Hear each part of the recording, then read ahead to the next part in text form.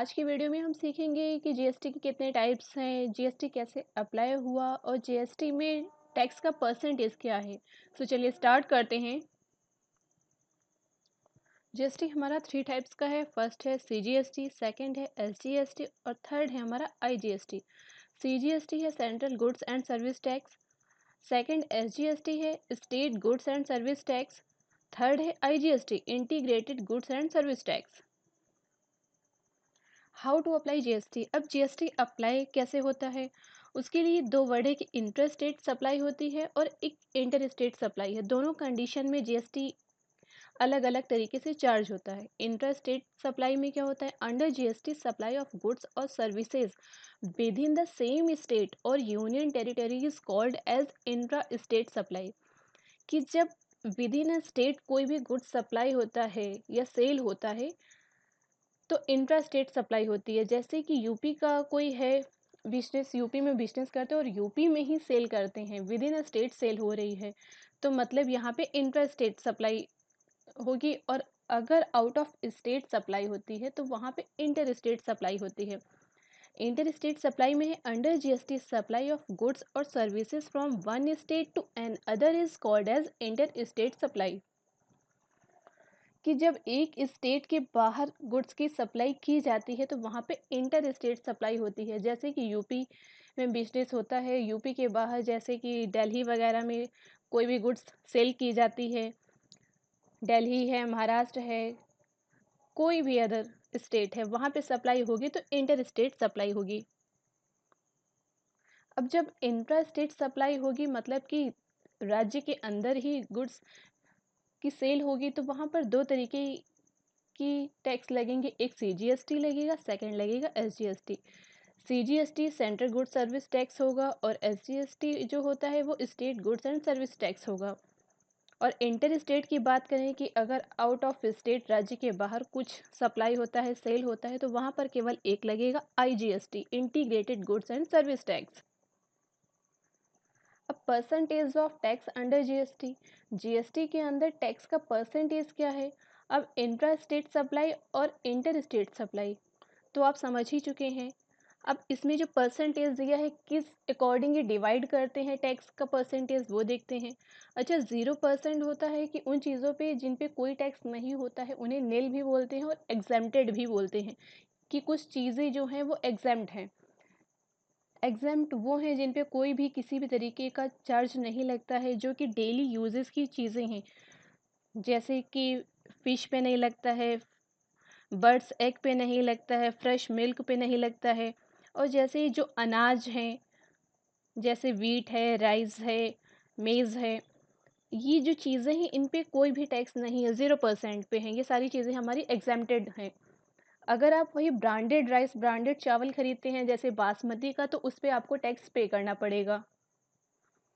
तो हर एक चीज़ के लिए इन्होंने परसेंटेज डिसाइड किया है। कुछ चीज़ों पे 5% टैक्स है, कुछ पे 12 है, कुछ पे 18 है, कुछ पे 28% है। 28% वो है जैसे जो इंसान की लग्जरी की चीज़ें होती हैं, जैसे ब्रांडेड कपड़े रहते हैं उन पे पूरा पूरा जीएसटी लगाते हैं, 28%।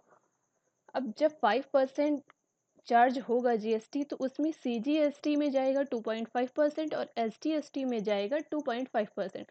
हाफ हाफ डिवाइड हो जाता है। जब 12% चार्ज होगा तो 6% सीजीएसटी में जाएगा और 6% जाएगा एसजीएसटी में। जब 18% चार्ज होगा तो सेंट्रल गवर्नमेंट में जाएगा 9% और स्टेट गवर्नमेंट के पास जाएगा 9%। और जब 28% चार्ज होगा तभी भी सेंट्रल गवर्नमेंट के पास 14% जाएगा और स्टेट गवर्नमेंट के पास 14%। मतलब कि जितना भी होगा वो हाफ हाफ डिवाइड हो जाएगा। अगर अब इंटर स्टेट सप्लाई हो रही है कि स्टेट के बाहर कुछ सप्लाई किया जा रहा है तो एग्जेम्प्टेड थिंग तो वही रहेंगी कि उन पे कुछ चीज़ों पे कोई चार्ज नहीं रहेगा। ऐसी बहुत सारी चीज़ें हैं, अगर आप ये नेट पे चेक करेंगे तो हर एक आपको जितने भी गुड्स हैं उनकी लिस्ट शो करेगा कि किस चीज़ पे कितना चार्ज लगाया जाता है।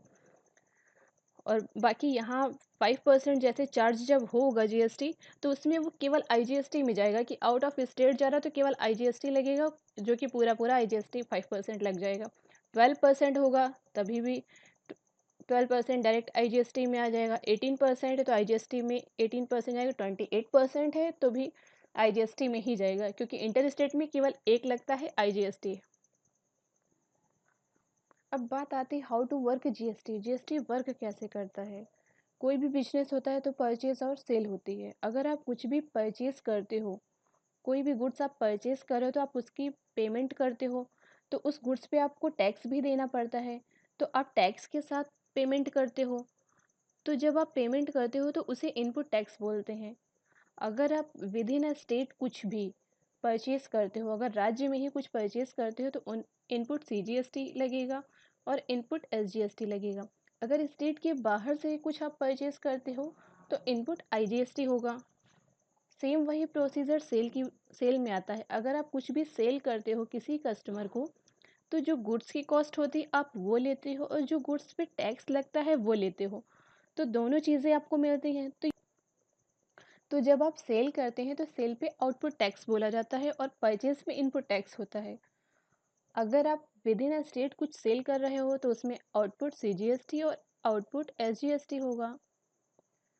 और अगर आउट ऑफ स्टेट आप कुछ भी सेल करते हो तो आउटपुट आईजीएसटी लग जाएगा। तो इस तरीके से इनपुट टैक्स होता है, आउटपुट टैक्स होता है। अब अगर हम एक एग्जांपल इसका देखते हैं तो चीज़ और क्लियर हो जाएगी। अब जैसे मान लीजिए आप परचेज करते हैं कोई भी गुड्स, आइटम परचेज्ड 1000 कॉस्ट का आप कोई गुड्स परचेज करते हो जिसकी कीमत 1000 है। उस पे सीजीएसटी 9% लगा और एसजीएसटी 9% लगा। अब देखिए यहाँ पे दोनों लग रहे हैं, सीजीएसटी भी लग रहा है, एसजीएसटी भी लग रहा है, मतलब कि आप राज्य में ही विद इन अ स्टेट कुछ परचेज कर रहे हो, मतलब इंट्रा स्टेट परचेजिंग हो रही है, तो दोनों लग रहे हैं। तो 90 ये हो गया और 90 ये हो गया। आइटम की कॉस्ट यहाँ पे हो गई 1180 रुपये। और टैक्सेबल वैल्यू हमारी क्या है, टैक्स हमारा किस पे लगा है, 1000 पे।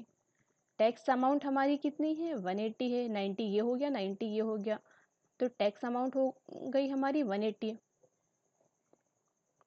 अगर अब यही बात हम सेल की करते हैं तो जो आइटम आपने 1000 का परचेज किया है वो आप कुछ रेट बढ़ा के सेल करोगे, क्योंकि कोई भी बिजनेसमैन प्रॉफिट कमाने के लिए बिजनेस करता है तो वो सेम रेट पे सेल नहीं करता है। तो मान लीजिए जो यहाँ पे 1000 की सेल, तो मान लीजिए जो 1000 का गुड्स उसने परचेज किया है वो 1100 रुपये में सेल करता है। अब उस पे 9% सीजीएसटी लग रहा है और 9% एसजीएसटी लग रहा है। अब देखिए सेल हो रही है तो मतलब आउटपुट लगेगा, आउटपुट सीजीएसटी, आउटपुट एसजीएसटी। अब इसमें भी देखिए within a state sale हो रहा है, तो 9% सीजीएसटी 99 हो जाएगा और एसजीएसटी जो 9% है वो 1100 का 99 हो जाएगा। अब यहाँ पे आइटम की कॉस्ट हो जाएगी 1298 और टैक्सेबल वैल्यू हमारी है 1100 जितने में हम सेल कर रहे हैं, और टैक्स की अमाउंट हमारी कितनी हो गई 198। अब हमारी यहाँ पे देखिए टैक्स की अमाउंट 198 हो गई है, जबकि जब हमने गुड्स परचेज किया था तो 180 हम टैक्स दे चुके हैं, 180 रुपये दे चुके हैं। और जब वही सेल कर रहे हैं तो हमारी टैक्स की अमाउंट यहाँ पे 198 शो कर रहा है। तो टैक्स की अमाउंट यहाँ पे निकालने के लिए इनपुट माइनस आउटपुट हम कर देंगे। इनपुट हमारी परचेज वाली अमाउंट है, आउटपुट हमारी सेल वाली है। 198 से हम 180 माइनस कर देंगे, क्योंकि 198 हमें सेल में शो कर रहा है जबकि 180 हम पहले ही पेमेंट कर चुके हैं। तो 18 रुपये का डिफरेंस आ रहा है। तो जो अब टैक्स हम पे करेंगे वो केवल 18 रुपये गवर्नमेंट को पे किया जाएगा, क्योंकि बाकी 180 रुपये पहले ही गवर्नमेंट को परचेज करते टाइम हम दे चुके हैं। तो इस तरीके से ये जीएसटी हमारा चार्ज होता है।